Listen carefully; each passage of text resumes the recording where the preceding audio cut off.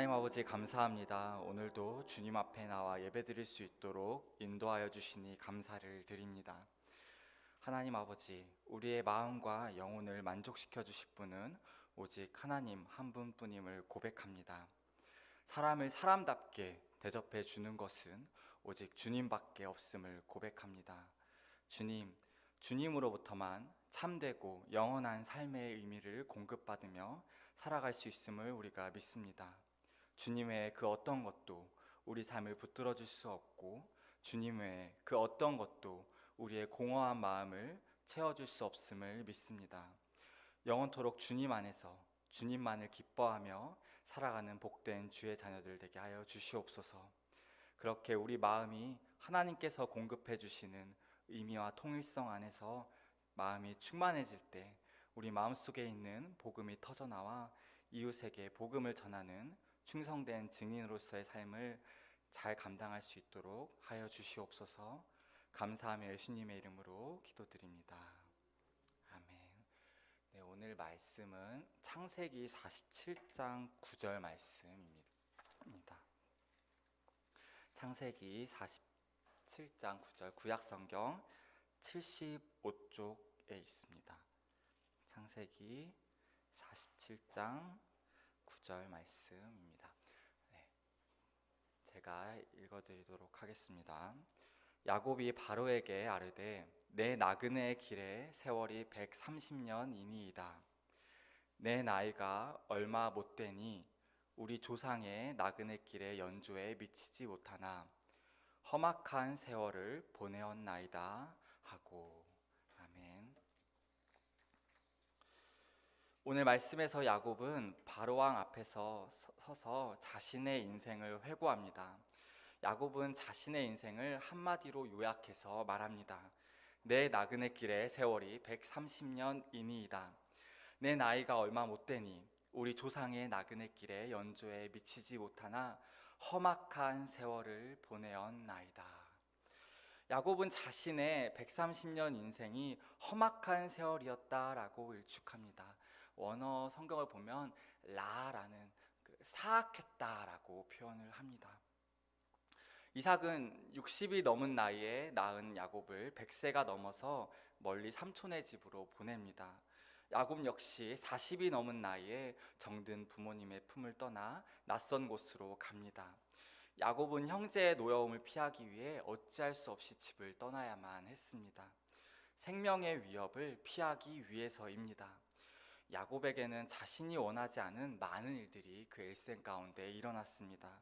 결혼도 4명의 여자를 데리고 살았고, 자녀들은 서로를 시기하고 미워했으며 가장 사랑했던 아들 요셉을 잃었습니다. 그렇게 13년 내지 15년을 상심 속에서 지냈습니다. 야곱의 인생에 있어서 하나님은 야곱이 사랑했던 것을 다 잃어버리도록 하셨습니다. 야곱이 집착했던 것들, 너무나도 사랑했던 사람들을 잃어버리면서 야곱의 인생은 진행이 되었습니다.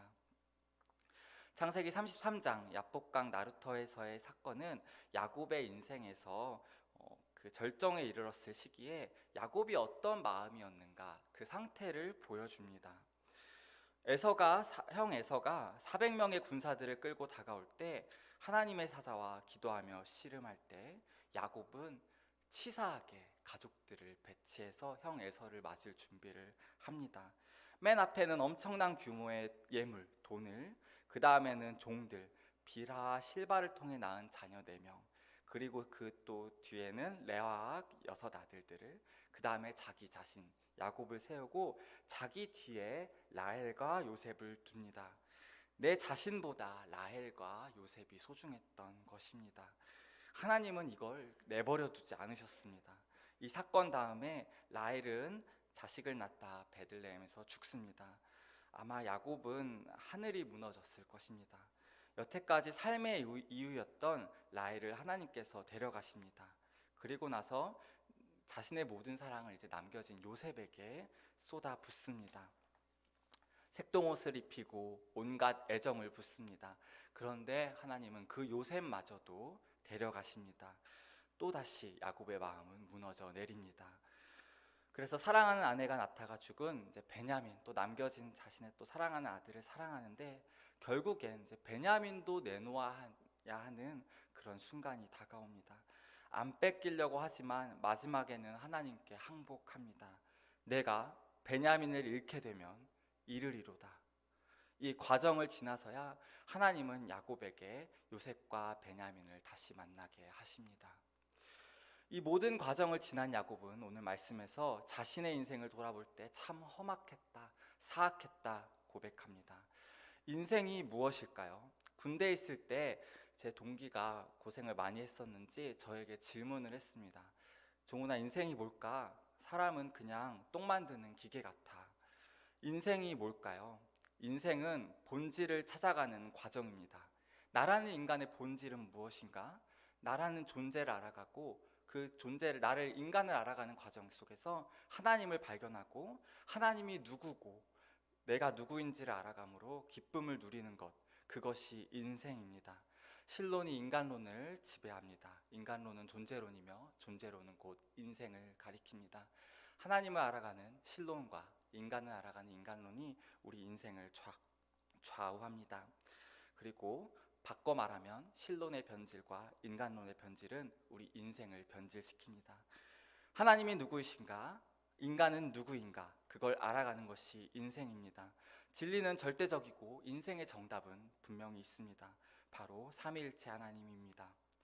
사람이 창조된 목적과 이유는 하나님을 영화롭게 하고 영원히 하나님을 즐거워하는 것입니다. 어떻게 그런데 우리의 인생의 목적이 하나님께 초점이 맞춰질 수 있을까요? 우리 인생은 너무나 험악한데 말입니다. 사람은 살면서 하나님을 알아야 하고 인간이 누구인가를 알아야 합니다. 하나님을 알아야 하는 이유는 하나님께서 나를 창조하신 의도와 목적이 무엇인지 알아야 하기 때문입니다. 하나님께서 의도하신 그대로 사는 것이 사람의 본분, 성도의 본분입니다. 성도는 하나님의 목적을 알고 인생에 어떤 일이, 내 인생에 어떤 일이 생겨도 하나님으로 인해 기뻐하며 사는 사람들입니다. 세상의 것은 유한합니다. 세상의 것은 언젠가는 사라지고 사라질 때 우리는 슬퍼하고 괴로워하게 됩니다. 세상은 오늘 현실이, 오늘 이 땅에서의 인생이 전부라고 말합니다. 그렇게 이 땅의 현실이 전부라면 사람은 공허하고 허무해서 삶을 버텨낼 수 없습니다. 마약을 하든 명상을 하든 접신을 해서 귀신이 들려서라도 인생을 버텨내지 않는 이상 이 땅에서의 삶이 전부라고 생각하고 산다면 나라는 존재는 무너지게 됩니다. 사람은 인격체이기 때문에 영원한 것을 추구합니다. 근데 영원한 것은 영원하신 하나님께만 있습니다. 영원하신 하나님이시기 때문에 우리는 영원토록 하나님으로부터만 기뻐하고 즐거워하며 살 수 있습니다. 야곱의 고백처럼 성도는 이 땅에서 믿음으로 살아가는 나그네입니다. 나그네된 성도의 유일한 삶의 목적은 하나님께 영광입니다. 나그네된 인생길에서 직면하는 우리의 고난들은 우리로서는, 현재로서는 이해할 수 없는 것들이 너무나도 많습니다. 하지만 성경은 이 모든 인생, 우리 인생에서 일어나는 모든 일이 하나님의 나라 안에서, 하나님의 통치 안에서 있었다는 것을 밝히 드러낼 때가 있다 선언합니다. 그 어떤 것도 하나님에게는 우연이라든지 불확실한 것이라는 것은 없습니다. 그것을 믿고 살아가는 것이 우리 성도입니다. 인생은 결코 만만하지 않습니다. 만만하지 않은 이 험악한 인생 속에서 해야 하는 신앙생활 역시 결코 만만하진 않습니다. 이 세상의 영광을 취하는 것이 아니라 하나님의 영광을 바라보고 사는 것이기 때문에 쉽지 않습니다. 하지만 우리가 가야 할 길, 성도가 가야 할 길은 분명합니다. 하나님의 영광을 위하여 오늘 우리에게 허락하신 이 자리가 비록 고난과 상처와 눈물이 많을지라도 하나님의 나라와 그 의를 구하며 믿음으로 언약의 신실한 삶을 살아가야 합니다. 야곱의 이름은 이스라엘로 나중에 바뀌게 됩니다. 그래서 아브라함의 하나님, 이삭의 하나님, 야곱의 하나님에서 그 언약의 계보가 이제 종지부를 찍게 됩니다. 모든 이스라엘 자녀들, 이제 야곱을 통해서 12아들들, 그리고 그 이후에 또 예수 그리스도의 십자가 죽으심으로 인해 또 한 세 사람을 이루게 될 모든 이방인 자녀들까지 모든 이스라엘을 이 야곱의 이름 안에서 하나님은 총칭하려고 합니다. 야곱은 자신의 이름이 그 언약의 계보, 아브라함의 하나님, 이삭의 하나님, 야곱의 하나님이라는 그 영광스러운 언약의 계보를 총칭하는, 총망라하는 이스라엘이라 이름 받게 된 영광을 얻은 사람입니다. 하지만 그런 영광을 얻은 야곱의 인생은 녹록지 않았습니다. 언약의 신실한 삶을 살아간다는 것은 언약을 맺으신 하나님께서 하나님을 영화롭게 하는 삶을 살게 하기 위해서 예수 그리스도 안에서 성도를 빚어가는 인생이 되기 때문입니다. 하나님께서 언약 백성인 성도를 빚어가시는 목적은 하나님의 영광입니다. 하나님께 영광 돌리는 삶은 험악한 세월을 통해 그 목적을 이룬다는 사실을 우리는 오늘 말씀 야곱의 인생 말미에 바로왕 앞에서 내뱉은 야곱의 신앙 고백을 통해 살펴볼 수 있습니다. 이 세상 모든 것은, 그리고 우리의 인생의 모든 것은 하나님의 뜻대로 하나님의 통치 안에서 성취되고 완성될 것입니다. 하나님의 영광을 위하여 역사의 시작부터 끝까지 우리 각 개개인의 인생은 시작부터 끝까지 하나님의 계획대로 이루어질 것을 성경은 말씀하고 있습니다. 언약을 벗어난 세상은 언약 대신 우연을 말합니다. 세상은 언약이 아니라 우연을, 그리고 인연을 주장합니다. 우연으로 세상을 살아가기 때문에 맹목적인 삶을 살아갈 수밖에 없다라고 주장합니다. 결국엔 세상 사람들의 삶은 무너지고 절망에 빠지고 비참하게 살다 죽어갑니다. 그러나 구원받은 성도는 모든 것이 하나님의 뜻 안에서 시행됨을 믿음으로 하나님의 영광을 위하여 하나님께서 기뻐하시는 삶을 살아감으로 삶의 만족과 자유와 기쁨과 평안을 누리게 됩니다. 하나님을 영화롭게 하는 것은 예수 그리스도의 십자가 구속의 은혜를 전제로 가능합니다. 그리스도 안에서 성령의 내주하심을 입어 성령의 열매를 맺음으로 하나님의 성품을 닮아가는 것, 그렇게 하나님의 영광을 드러내는 따뜻한 사람이 되는 것, 하나님의 성품을 닮아 하나님께 영광 돌리는 삶이 우리의 삶이 됩니다. 따뜻한 사람이 되는 것은 우리의 노력으로 되지 않습니다. 구속의 은혜를 받은 자들이 하나님의 언약의 기쁨으로 순종하고 언약의 말씀을 실천할 때 성령의 열매를 맺음으로 사람은 따뜻해질 수 있습니다. 오늘날 현대인들은 자기 자신을 신으로 생각하며 자아를 만족시키는 실존주의에 빠져 살지만 이내 그러한 삶이 불가능하다는 것을 알고 허무주의로 끝나고 맙니다. 인간은 자신의 인생의 의미를 만들어낼 수 없는 존재이기 때문입니다. 자신의 존재 의미를 모르는 인간은 올바른 인간론을 정립할 수 없습니다. 하나님을 버렸기 때문에 인간이 어떤 존재인지를 규명할 수 없습니다.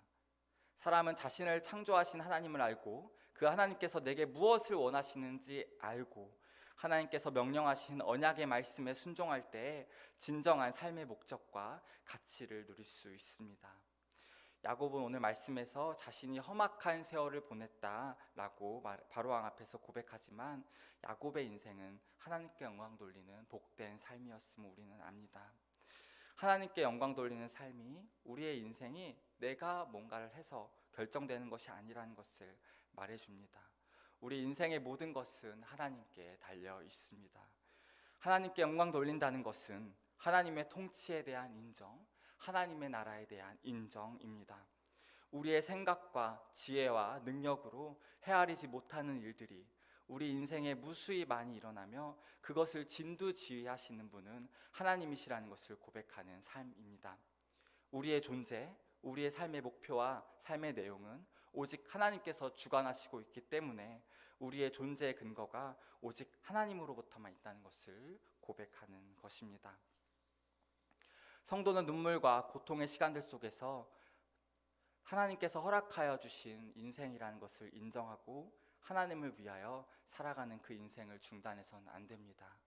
우리 각자에게 주어진 아픔이 어떠한 것이든지 우리는 우리 삶을 통해 하나님의 하나님 되심을 드러내는 인생을 살아야 합니다. 하나님 안에서 우리는 자기 연민과 자기 자랑에서 벗어나게 되며 예수 그리스도의 일을 붙들며 하나님 나라와 그 일을 구하는 삶을 살게 됩니다.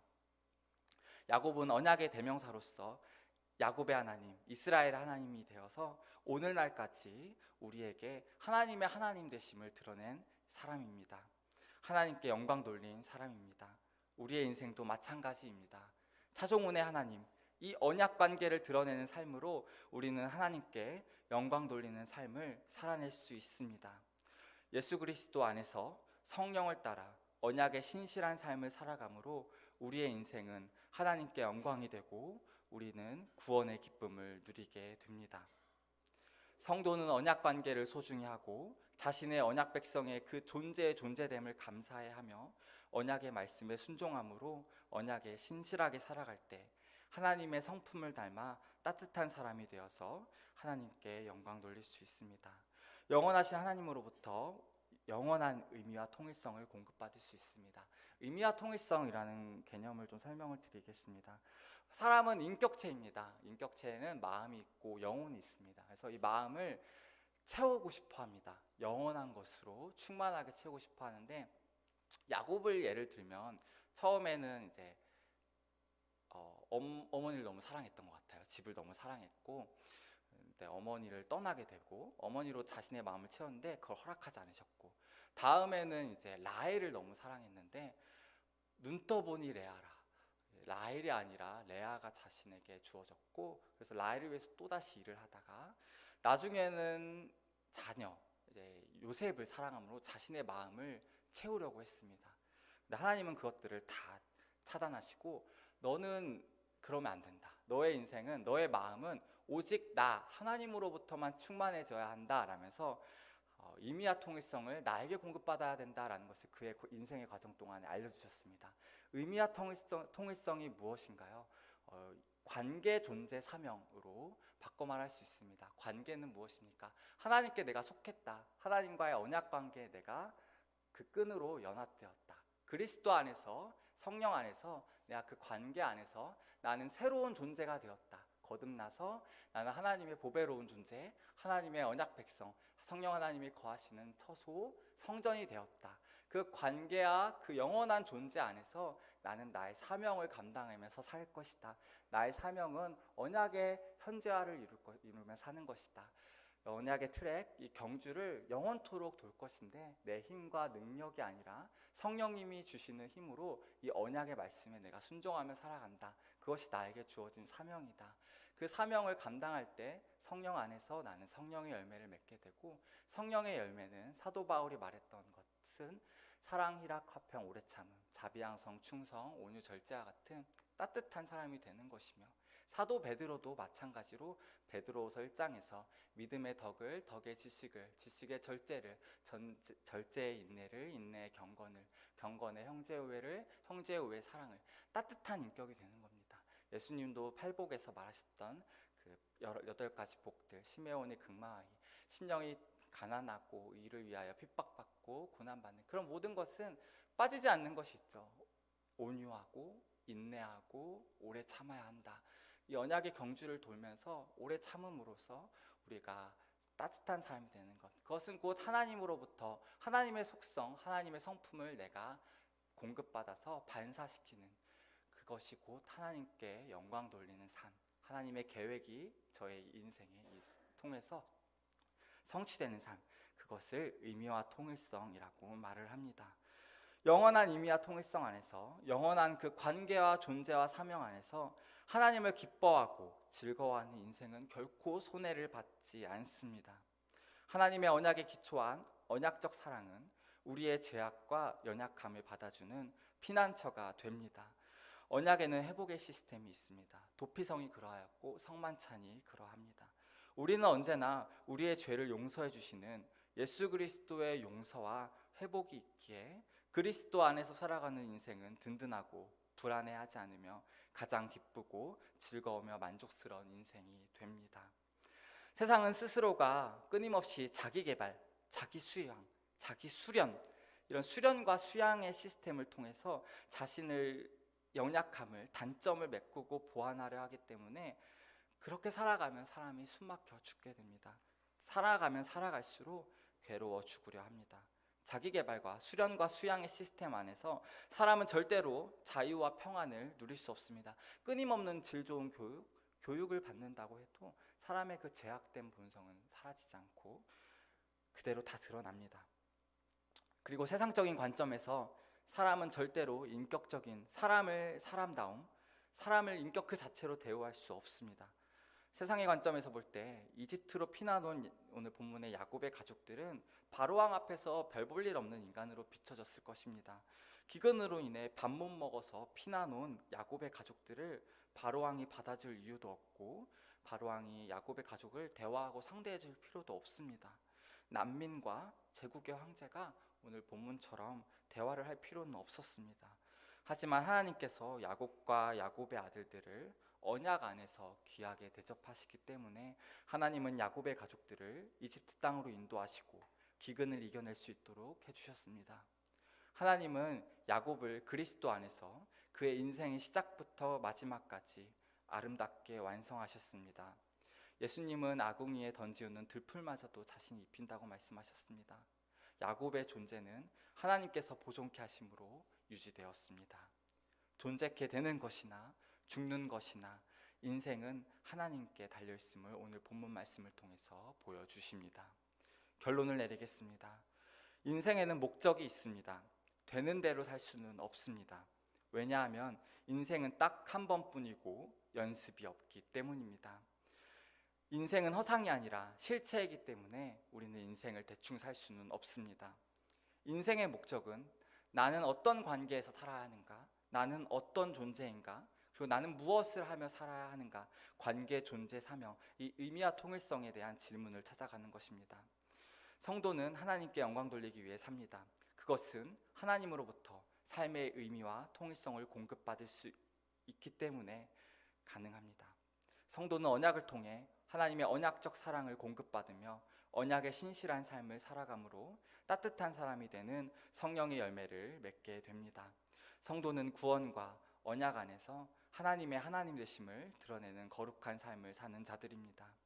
하나님께 영광 돌리고 영원토록 하나님을 즐거워하는 것은 오직 예수 그리스도를 믿어 거듭나 언약 백성이 되어 성령을 따라 언약에 순종함으로 하나님의 하나님 되심을 나타내는 인생으로 드러납니다. 그렇게 성령을 따라 살아갈 때에 우리는 하나님으로부터 참된 인생의 정답을 공급받으며 충만한 삶을 누리게 됩니다. 우리 인생이 야곱의 인생처럼 험악한 세월일지라도 언약을 붙들며 살아온 우리의 인생이 하나님께 영광 돌리는 삶이었음을 천국에서 하나님의 얼굴을 배우며 우리가 고백할 수 있을 것입니다. 기도하겠습니다. 하나님 아버지 감사합니다. 오늘 야곱의 인생을 살펴보았습니다. 자신의 인생을 험악했다, 사악했다 고백하지만 야곱의 인생은 하나님과의 관계 안에서 삶의 진정한 의미가 무엇인지 공급받고 인생의 본질이 무엇인지 알아가는 복된 인생이었음을 나누었습니다. 주님, 살아가는 우리 인생이 만만치 않음을 몇 년, 아니 며칠을 살아보면 알게 됩니다. 고난 많은 인생에 유일한 하나의 정답만이 있음을 우리는 압니다. 오직 하나님 한 분만이 우리 인생의 정답임을 붙들고 험악한 세월 인내하며 오래 참으며 나아갑니다. 주님 안에서 나라는 존재, 성도의 성도다움, 그 무게, 존재의 무게를 잘 감당하고 견뎌내며 주님 보좌 앞에서 주님을 배우며 복된 인생을 살았다, 감사하다, 찬양하며 고백하는 우리들 될 수 있도록 인도하여 주시옵소서. 감사하며 예수님의 이름으로 기도드렸습니다.